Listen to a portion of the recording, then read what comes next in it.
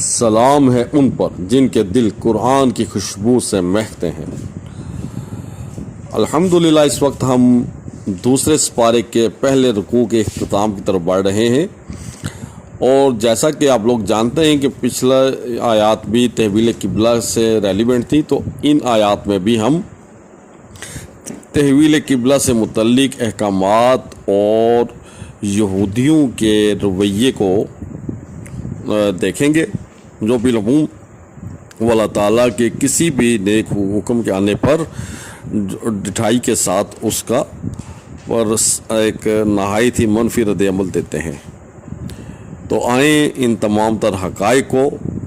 قرآن پاک کی روشنی میں پڑھتے ہیں اور بسم اللہ کرتے ہیں۔ اعوذ باللہ من الشیطان الرجیم، بسم اللہ الرحمن الرحیم۔ اے نبی صلی اللہ علیہ وآلہ وسلم، یہ آپ کا بار بار آسمان کی طرف دیکھنا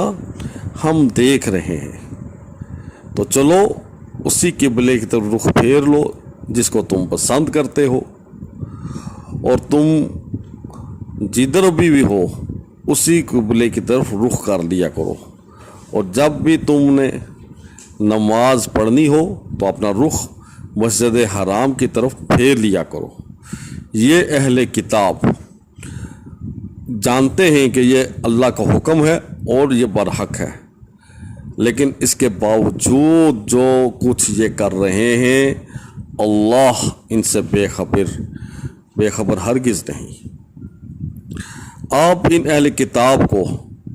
خواہ کوئی بھی نشانی دکھاؤ یا بتاؤ، یہ ہرگز تمہارے قبلے کی پیروی کرنے والے نہیں، اور نہ تم ان کے قبلے کی پیروی کرنے والے ہو۔ یہ گروہ ایک دوسرے کی قبلے کی پیروی کرنے کے لیے تیار نہیں، اور اس واضح حکم کے آنے کے باوجود اگر تم نے ان کی خواہشات کی پیروی کی تو تم یقیناً ظالموں میں سے ہو جاؤ گے۔ یہ اہل کتاب اس مقام کو، یعنی کہ خانہ کعبہ کے مقام کو اس طرح سے پہچانتے ہیں جیسے کہ اپنی اولاد کو، مگر اس کے باوجود ان اہل کتاب کا ایک گروہ جانتے بوجھتے حق کو چھپا رہا ہے۔ یہ ایک امر قطعی طور پہ امر حق ہے، لہذا تم اس کے متعلق ہرگز شک میں مت پڑنا۔ صدق اللہ العظیم۔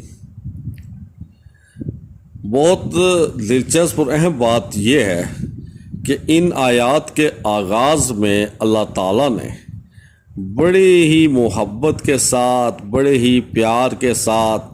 اپنے محبوب نبی صلی اللہ علیہ وآلہ وسلم کی ایک ادا پر زبردست کومنٹس کیے۔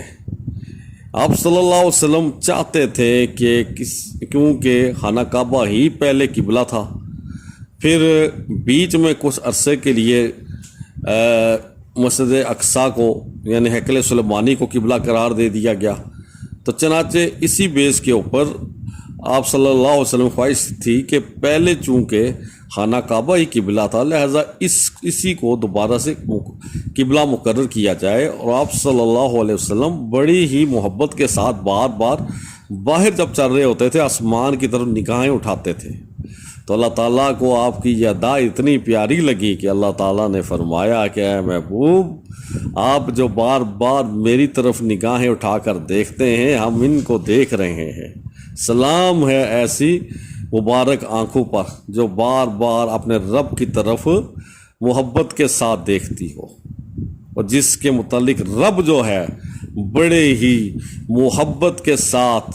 اور بڑے ہی جذبے کے ساتھ کومنٹس کریں۔ نیز ان آیات میں آپ نے حسب سابق اہل کتاب کی ڈٹھائی کو اور اللہ تعالیٰ کی نافرمانیوں پر نہایت شدید منفی رد عمل کو بھی آپ نے ملاحظہ فرمایا کہ ایک چیز واضح طور پر ان کے نالج میں ہے، وہ جانتے ہیں، سمجھتے ہیں، یقین رکھتے ہیں،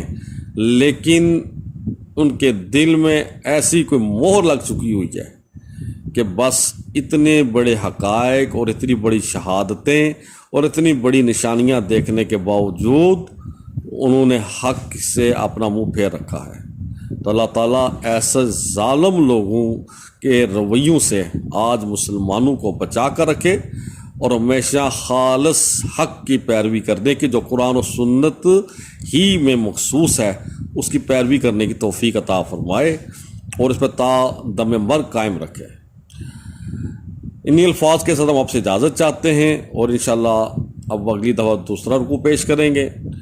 تو ہمیں اپنی دعاؤں میں یاد رکھیے اور اس چینل کو آپ سبسکرائب کیجئے اور صدقہ جاریہ کے لیے اس کو اپنے احباب کے ساتھ شیئر کیجئے. اور اگر آپ بیل کے نشان کو دبائیں گے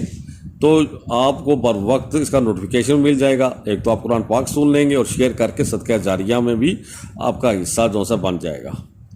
تو اللہ تعالیٰ ہمیں عمل کرنے کی توفیق عطا فرمائے. والسلام علیکم ورحمۃ اللہ وبرکاتہ.